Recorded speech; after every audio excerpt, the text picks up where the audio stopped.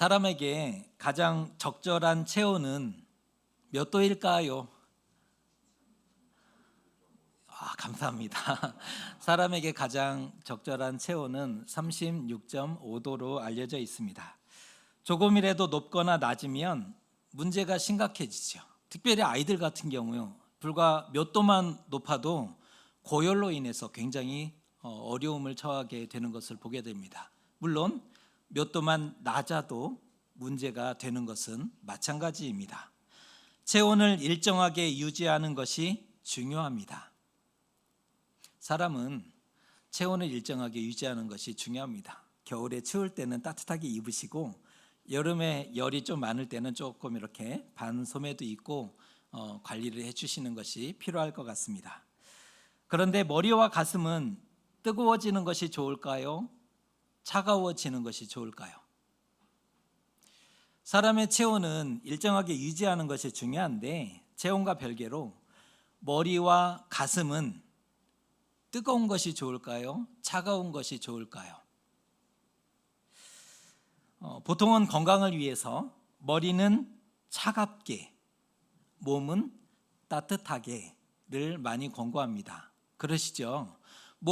머리는 차갑게 하는 것이 좋다라고 얘기하고요, 몸은, 가슴은 따뜻하게, 발도 따뜻하게, 이렇게 많이 권고하는 것을 보게 됩니다. 건강을 위해서죠. 신앙면에서 우리의 머리와 가슴은 어떠한 온도를 가지면 좋을까? 이게 오늘의 주제입니다. 신앙의 면에서 우리의 머리와 가슴은 어떠한 온도를 가지면, 유지하면 좋을까? 한번 생각해 보려고 합니다. 사람은 냉철한 이성과 따뜻한 감성이 균형 잡혀 있어야 합니다. 가능하면 냉철한 이성이 있고 가슴은 따뜻하면 좋은 거예요. 사람은 그렇다는 거예요. 하지만 대부분의 사람들은 정반대로 머리는 뜨겁고 가슴은 차갑습니다. 그래야 된다는 것을 알고 있는데 대부분의 사람들은 머리가 뜨거워요. 그리고 가슴은 차갑습니다. 어떠한 일이 생길까요? 머리가 뜨겁고 가슴은 차갑다? 어떠한 일이 생길까요? 감정에 휩쓸리기 쉽죠. 쉽게 화를 내더라. 왜요? 머리가 지금 뜨거워요. 열을 받아 있다는 상황이에요. 그러니까 쉽게 화를 내고 터뜨리죠. 실수하고 오버합니다. 보세요. 머리는 뜨겁고 가슴은 차갑다 그러니까 벌써 반감을 갖고 화가 나지 않습니까? 이미 우리는 머리가 뜨거운 사람이라는 증거죠. 제가 여러분 그렇습니다 그랬더니 아닌데? 라는 반감 혹은 화가 치밀어 올랐지 않습니까? 우리는 머리는 뜨겁고 가슴은 차가운 사람입니다. 가슴이 뜨겁다라고 그렇게 생각하지만 실제로 그렇게 따뜻하지도 않다는 거예요. 연탄재 함부로 발로 차지 마라. 너는 누구에게 한 번이라도 뜨거운 사람이었느냐? 안도연 시인의 도전처럼 연탄재 함부로 발로 차지 마라. 너는 누구에게 한 번이라도 뜨거운 사람이었느냐? 안도연 시인이 도전하는 것처럼 다 자기 만족에 머물러 있는 거예요. 그냥 주관적이에요. 나는 뜨겁지. 나 머리는 이성적이지. 자기 만족, 자기 주관에 사로잡혀 있을 뿐입니다. 신앙은 어떨까요? 신앙의 온도. 무엇을 믿는지, 잘 믿고 있는지, 그것이 바른지 옳은지 돌아봐야 되지 않습니까? 중요한 신앙의 면에서 무엇을 믿고 있는지, 우리가 믿는 것이 바른 것인지 옳은 것인지 돌아봐야 되지 않느냐라는 겁니다. 믿는다 그러는데 무엇을 믿는 것입니까? 사람 믿지 말고, 신 아니잖아요. 믿는다 그러는데 도대체 무엇을 믿느냐? 무조건 믿습니다. 그건 믿음이 아니고 신앙이 아니에요. 무조건 믿습니다. 그런 게 어디 있어요? 그건 믿음 아니고 그건 신앙 아닌 겁니다. 대책 없이 머리만 뜨거워지고, 머리와 가슴이 대책 없이 뜨거워지면 사고치고 후회합니다. 그런 점에서 오늘 삭개오의 이야기가 우리에게 굉장한 시사점을 전해주죠. 오늘 삭개오의 이야기, 우리가 많이 들어서 알고 있는 이 얘기를 좀 해보려고 합니다. 고대로부터, 구약 성경에서부터 크고 강하고 풍요로웠던 성이 여리고 성입니다. 예루살렘보다 풍요로웠던 성이 여리고로 알려져 있죠. 예루살렘은 농지가 많지 않아요. 산꼭대기 있으니까. 여리고는 종려의 성읍이에요. 물이 있었던 땅이었다는 거예요. 그러다 보니까 고대로부터 크고 부유하고 번영했던 그러한 성으로 알려져 있습니다. 지리적으로 보면 예루살렘으로 들어가는 관문입니다. 갈릴리에서 여리고를 거쳐서 요단강을 따라 내려와 여리고를 거쳐 예루살렘으로 올라가요. 요단 동편에서 요단강을 건너 여리고를 통해 예루살렘으로 올라가요. 지리적인 요충지. 뭐가 몰려올까요? 사람들이. 뭐가 몰려올까요? 물류가. 사람이 많고 물류가 흐른다는 것은, 상인이 그곳을 통과한다는 것은 어떤 의미예요? 돈도 많지만 새가 그만큼 많이 거치는 성이었다는 그러한 의미가 되기도 합니다. 로마는 자기들이 지배한 지역에 어떠한 정책을 유지했냐면, 약속한 세금을 납부하기만 하면 얼마를 거두든지 관여하지 않았어요. 이만큼 약속을 하는 거예요. 이만큼 세를 거두어라. 그러면 그 세를 로마에 납부만 하면 얼마를 거두든지 상관하지 않았다는 겁니다. 그러다 보니 세리들은 할 수 있는 한 많이 거두고 강탈하고 고열을 짜냈어요. 왜요? 로마에게 약속한 그 부분만 납부하면 나머지는 누구 것이 되는 거예요? 내 것이 되는 거죠. 그러다 보니까 세리는 할 수 있는 한 많이 거둬요. 강탈해 냅니다. 고열을 짜냅니다. 허가낸 도둑, 허가받은 도둑이에요. 로마가 그것을 인정해주고 있어요. 정리하면 삭개오는 로마의 앞잡이 역할을 했던 유대인이었고, 지금 정리하는 거예요. 삭개오는 로마의 앞잡이 역할을 했던 유대인이었고, 여리고 세리장으로서 놀라운 부와 권세를 누리던 사람이다. 여리고 세리장은 보통 사람이 아니에요. 부와 권세를 다 가지고 있었던 사람으로 볼 수가 있습니다. 하지만 오늘 삭개오가 등장하는데, 삭개오의 마음이 어떠했는지를 우리가 유추해 볼 수 있는 그러한 장면이 나오는 것을 보게 돼요. 3절의 말씀입니다. 읽어드립니다. 그가 예수께서 어떠한 사람인가 하여 보고자 하되 키가 작고 사람이 많아 할 수 없어. 그는 예수님을 알고 싶어 했대요. 이상한데? 지금 이상한 거예요. 삭개오가 예수님을 알고 싶어 합니다. 세금 문제가 아니라 예수님을 만나고자 한 거예요.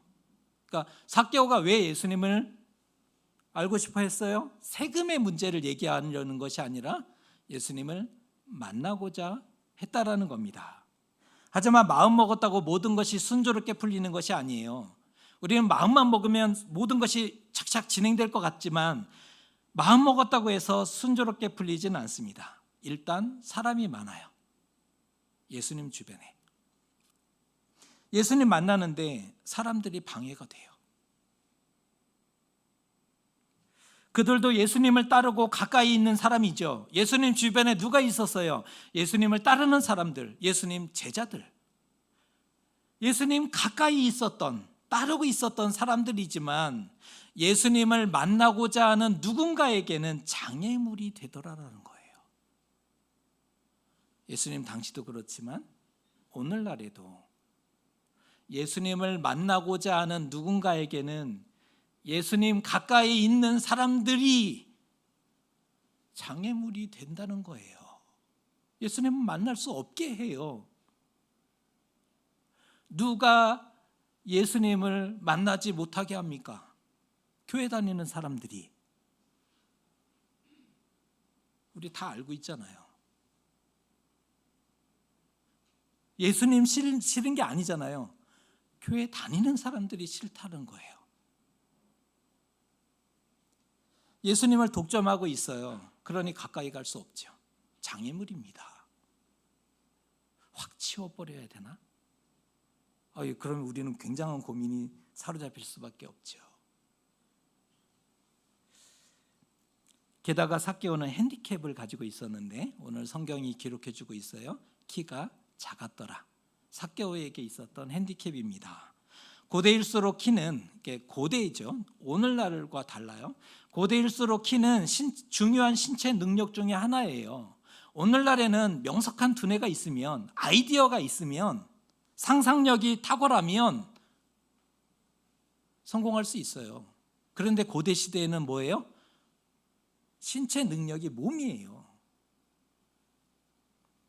그런데 키가 작고 왜소하다는 것은 낮은 자존감을 가졌을 확률이 높죠. 어렸을 때부터 애가 조그만해요. 어른들이 뭐라고 하겠어요? 너는 어떻게 살아갈래? 너는 이 시대에 어떻게 살아갈래? 너 칼은 쥘 수 있겠니? 왜요? 그때는 칼로 자기 자신의 가족과 이 부족을 지켜야 되는 시대인데 얘는 뭐가 되려고 이럴까? 이런 얘기를 들으면서 자랐지 않을까요? 그는 키가 작았고 왜소했어요. 낮은 자존감을 가진 사람입니다. 그가 어떠한 생각을 가지게 되었을까요? 힘을 가지면 무시받지 않으리라. 그가 어떤 생각이 가슴에 크게 자리 잡았을까요? 힘을 가지면 사람들이 무시하지 않으리라. 그가 성공에 집착했던 이유예요. 세리장이 되고자 힘썼던 이유죠. 그리고 마침내 그는 꿈을 이룹니다. 하지만 삭개오는 여전히 행복하지 않아요. 앞에서는 사람들이 굽신거리는데 돌아서면 들으라는 듯이 욕하고 매국노라 손가락질해요. 앞에서는 자칫 잘못 보이면 세금이 배가가 될 수 있으니까 굽신거리지만 돌아만 서면 들으라는 듯이 욕하고 손가락질을 합니다. 매국노라고. 삭개오가 행복하지 않아요. 아무도 위하는 사람이 없고 걱정하고 생각해 주는 사람이 없어요. 생각해 보세요. 이 땅에 아무도 위해 주는 사람이 없어요. 아무도 단 한 사람도 걱정해 주고 생각해 주는 사람이 없어요. 삭개오는 여리고성의 공인 왕따입니다. 공적인 왕따예요. 아무도 놀아주지 않아요. 말 한마디 붙이지 않아요. 부요함을 얻을수록 괴로움과 고뇌가 많았던 사람입니다. 다행히 천성이 약한 사람은 아니었던 것 같아요. 삭개오가 심성이 아주 악한 사람은 아니었던 것 같아요. 원래 악한 사람도 있어요. 그런데 다행히 삭개오는 천성이 악한 것은 아니었던 것 같아요. 나라가 밥 먹여주냐? 나라가 밥 먹여주냐? 가슴이 차가워지고 자기 행위를 정당화하고 폭주했다면, 우리도 한때 그런 일들이 있었어요. 우리나라에도. 나라가 밥 먹여주냐? 노비로 태어나 그렇게 고생하는데 세상이 바뀌는 것처럼 보여요? 나도 힘을 가지면 사람들이 무시하지 않으리. 나라가 나에게 해준 것이 무엇이냐? 나라가 밥 먹여주냐? 가슴이 차가워졌고 자기 행위를 합리화하고 정당화하고 폭주했던 이들이 있었죠. 사람들을 무시하는 거예요. 동족을 무시해요. 왜요? 그동안 짓밟혔으니까. 예수님이 어떠한 사람인지 알려고도 하지 않았을 거예요. 그랬다면 관심 없죠. 하지만 예수님에 대한 크고 많은 소문들이 사실일까? 삭개오의 마음에 이런 질문들이 다가오는 거예요. 예수님의 수많은 그 소문과 그러한 얘기들이 사실일까? 예수님이 보고 싶었고 알고자 했던 그 마음이 삭개오에게 그 요동함이 있었던 것 같습니다. 예수님의 별명이 있었는데 그 별명이 뭔지 혹시 아세요? 세리와 죄인의 친구라는 별명이 있었죠. 누구의 귀가 확 번쩍였을까요? 뜨였을까요? 예수께서 세리와 죄인의 친구라고? 삭개오의 귀가 번쩍할 수밖에요. 그 삭개오의 다음 행동이 4절에 언급되어 있습니다. 우리 같이 한번 읽어보겠습니다. 앞으로 달려가서 보기 위하여 돌 무화과 나무에 올라가니 이는 예수께서 그리로 지나가시게 되밀어라. 비록 장애물이 있었죠. 사람들이 너무 많은 거예요. 또 다른 장애물, 그가 나타나는 순간 사람들이 손가락질하고 또 욕할 게 뻔해요. 쟤는 또 왜 여기 와서 분위기를 흐렸을까? 장애물이에요. 하지만 세리장이 될 정도로 똑똑했던 삭개오, 다가갈 수 없다면 앞으로 달려가서 나무 위에서 기다리면 되거늘. 똑똑했던 사람이에요. 갈 수 없다면, 사람들이 많고 장애가 있어서 스스로도 그곳에 갈 수 없다면 지나가시는 길목에 앞서가서 나무 위에서 기다리면 볼 수 있는 거잖아요. 그런데 뜻밖의 사건으로 전환됩니다. 자기 생각으로 지금까지 일들을 진행해 왔는데 뜻밖의 사건으로 전환돼요. 그곳에 이르자 예수께서 나무 위를 쳐다보셨고 삭개오야 속히 내려오라 라고 말씀하셨기 때문이에요. 누가 삭개오의 이름을 알려줬을까요? 예수님, 저기 나무 위에 있는 사람이 삭개오라는 세리장입니다. 누가 알려줬을까요? 예수께 알려줘서가 아니라 신적인 능력으로 이름을 아시고 불러주신 거죠.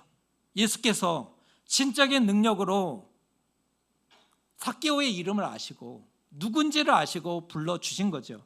이 말을 다르게 얘기하면 예수께서 삭개오를 선택하신 것이다 라고 말씀드릴 수 있는 거예요. 예수님이 삭개오를 선택하셨어요. 그리고 불러주신 겁니다. 왜요? 그 역시도 잃어버린 양이기 때문입니다. 그 역시도 상처받고 찢겨진 영혼 중에 하나였던 거예요. 그 땅에 고통받는 수많은 백성들도 있지만 삭개오 역시도 잃어버린 양 중에 하나예요. 상처받고 찢겨진 영혼 중에 하나였다는 겁니다. 그의 기이한 행동이나 제 아무리 완벽한 준비와 설계라 할지라도 그의 이름을 불러주지 않았다면 다 소용없습니다. 다 꽝입니다. 기이한 행동을 했죠. 다 큰 어른이, 점잖은 어른이 나무 위에 어설픈 자세로 올라가는 게 얼마나 우스꽝스러웠을 거예요. 그의 기이한 행동 때문에 그가 예수님 오실 때 나무 위에서 보면 볼 수 있으리라 완벽한 준비와 설계라 할지라도 예수님의 그의 이름을 불러주지 않았다면 다 꽝이에요.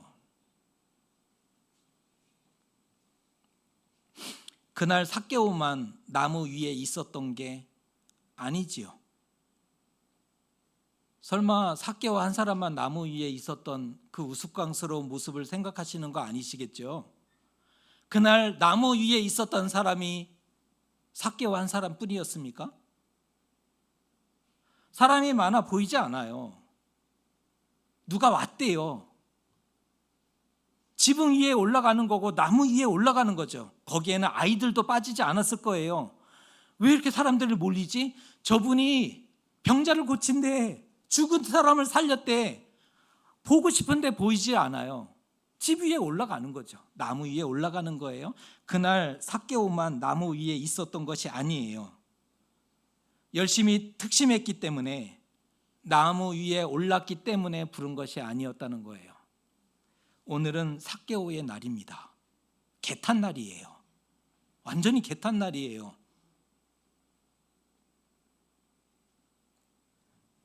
예수께서 이렇게 말씀하셔요. 내가 오늘 너의 집에 거하겠다. 모두가 놀라는 거예요. 왜냐하면 세리는 죄인이었죠. 경건과 반대쪽에 있는 불경건한 사람의 대표적인 인물이 세리잖아요. 죄인이고 불경건해요. 그래서 사람이 그의 집에 들어가는 것으로도 하나님 앞에 죄인으로 공식화되는 거예요. 그런데 예수께서, 선생님이, 랍비가 세리의 집에 들어가겠다 하니까 무사람이 수군거리고 또 뒤에서 욕하잖아요. 어떻게 이럴 수 있는가? 그렇게 예수께서 어쨌든 사람들의 그 수군거리는 것을 뒤로하고 예수께서 삭개오의 집에 들어가셨고 식사를 하시는데 사건이 벌어집니다. 실제 사건이 여기서 벌어져요. 서서 예수님의 식사, 그러니까 주인은 앉아서 예수님과 이렇게 식사를 대면해야 되는데 어쩐 일인지 삭개오가 서서 예수님의 식사를 서빙을 하는 거예요. 필요한 대로 갖다 드리고 서서 있다라는 장면이 오늘 독특한 그런 표현 중에 하나예요. 서서, 주인인데 삭개오가 너무 좋았던 거죠. 지금 막 어쩔 줄 몰라 하는 거예요. 서서 예수님의 식사를 돕던 중에 너무나 기쁜 나머지 불쑥 이런 말이 튀어나와요. 주여, 내 소유의 절반을 딱 잘라 가난한 자들에게 나눠줄게요. 그리고 혹시 속여서 빼앗은 일이 있으면 4배로 갚겠습니다. 이 불쑥 튀어나옵니다.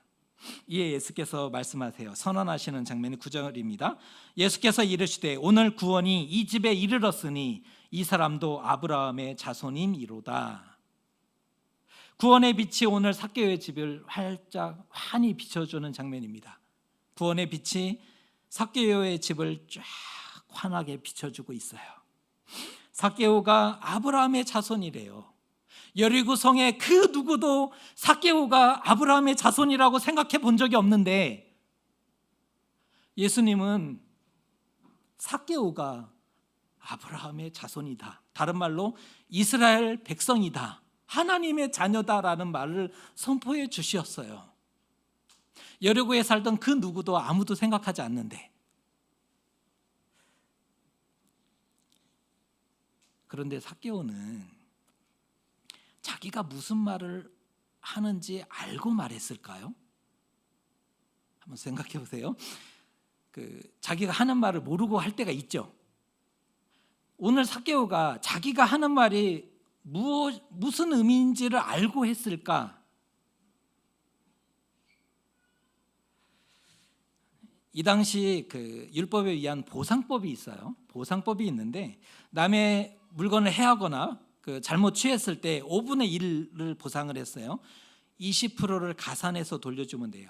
100원의 손해를 입혔어요. 20%, 120원을 보상하면 끝나는 거예요, 법적으로. 그런데 갑자기 소유의 절반을 뚝 잘라서 나눠주겠다는 거예요, 이웃에게. 그것뿐 아니라 속여 취한 것은 4배로 갚겠다는 거예요. 이게 몇 프로예요? 400%를 갚겠다는 거잖아요. 급발진합니다. 이거는 급발진이에요. 이 정도면 음주 측정을 해봐야 되는 거예요. 이거 분명 음주 측정 해봐야 돼요. 비정상이잖아요. 아마 됐다면 뜨거웠기 때문에 이거 분명히 삐 하고 나왔을 거란 말이에요.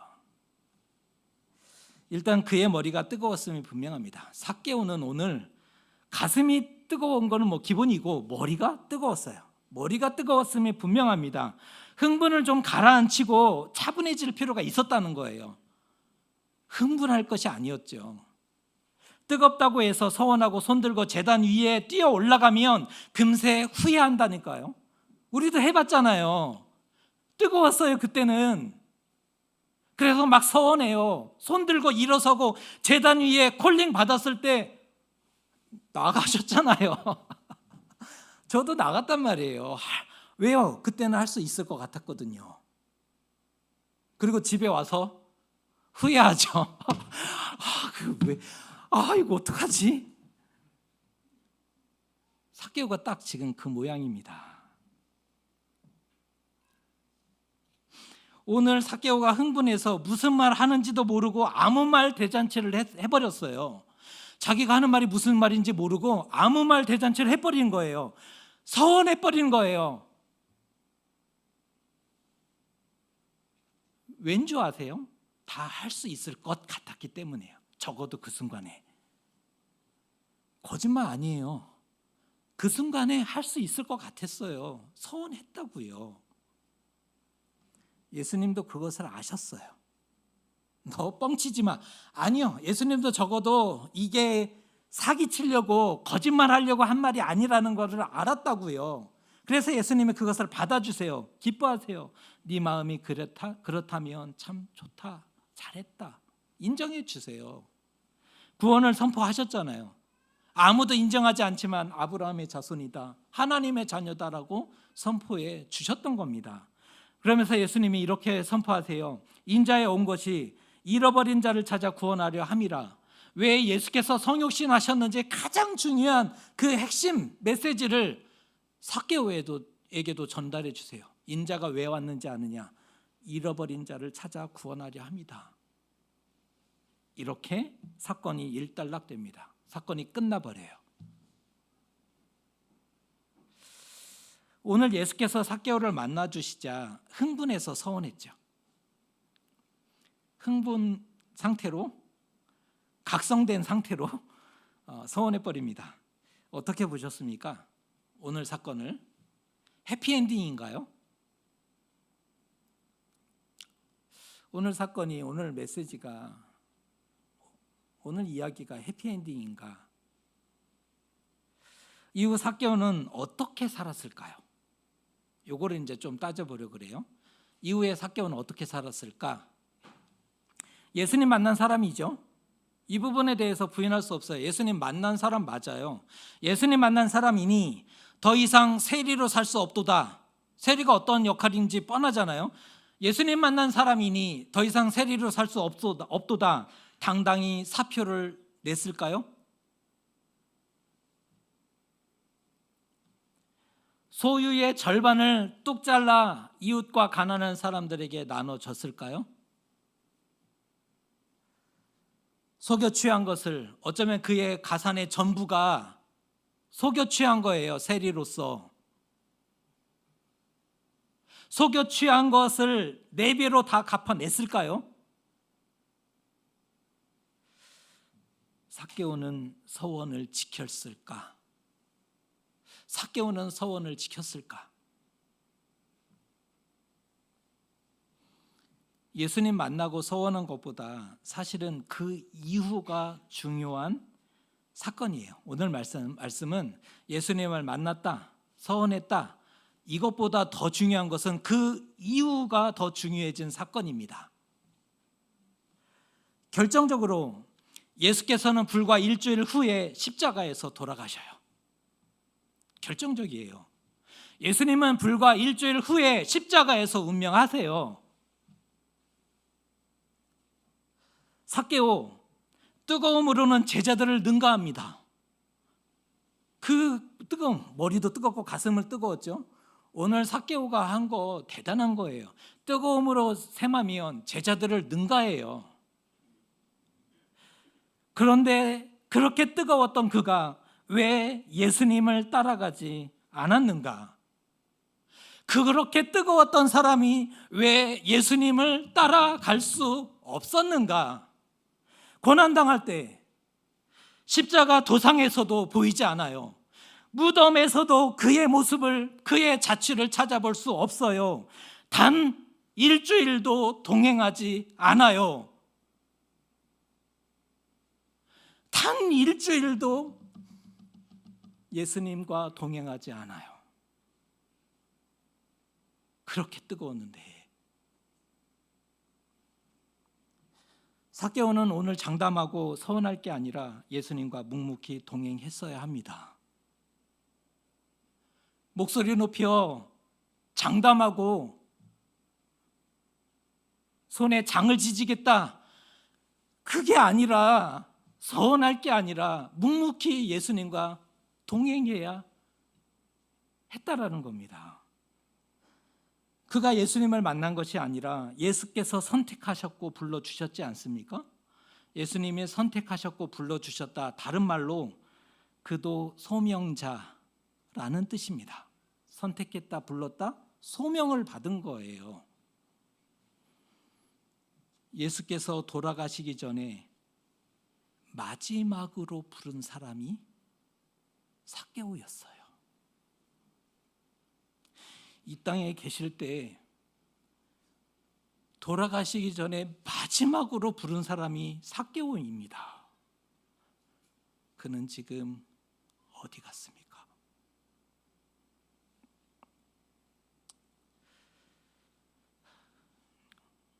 우리를 향해서도 예수께서 다가오셨죠. 우리를 향해서도 예수께서 다가오셨습니다. 우리를 선택하셨고 우리 집과 우리의 인생에 유하고자 하셨어요. 소명하신 거죠. 소명입니다. 은근슬쩍 다가오셨고 어느 순간 내가 너의 안에 들어가고 싶다. 내가 너의 인생에 유하고자 한다. 말씀하셨어요. 소명입니다. 오늘 구원이 이 집에 이르렀도다. 예수께서 들어오셨다면 이미 구원이죠.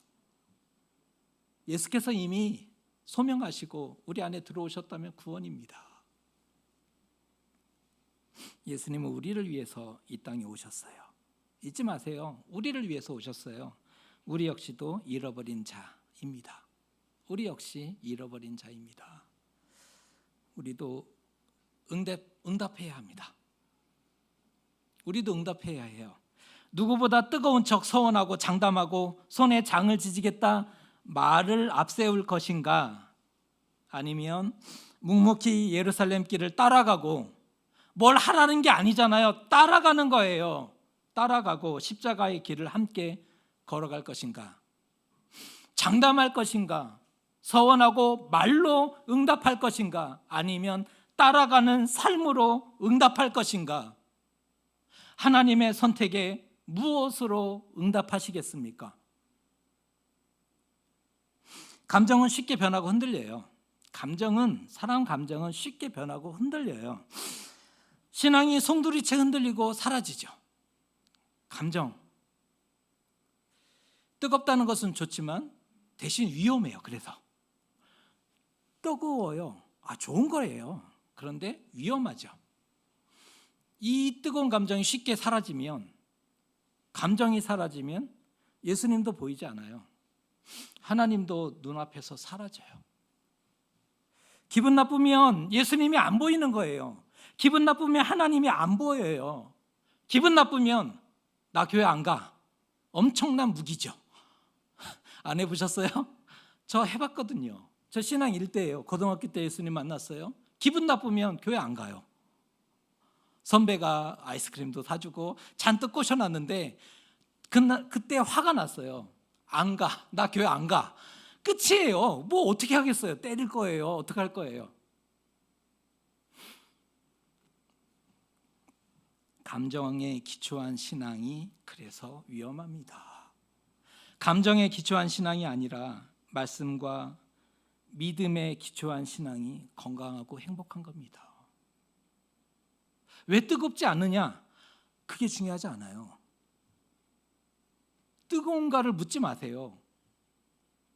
말씀과 믿음에 기초한 신앙이 훨씬 더 뜨거운 것이고 훨씬 더 건강한 것입니다.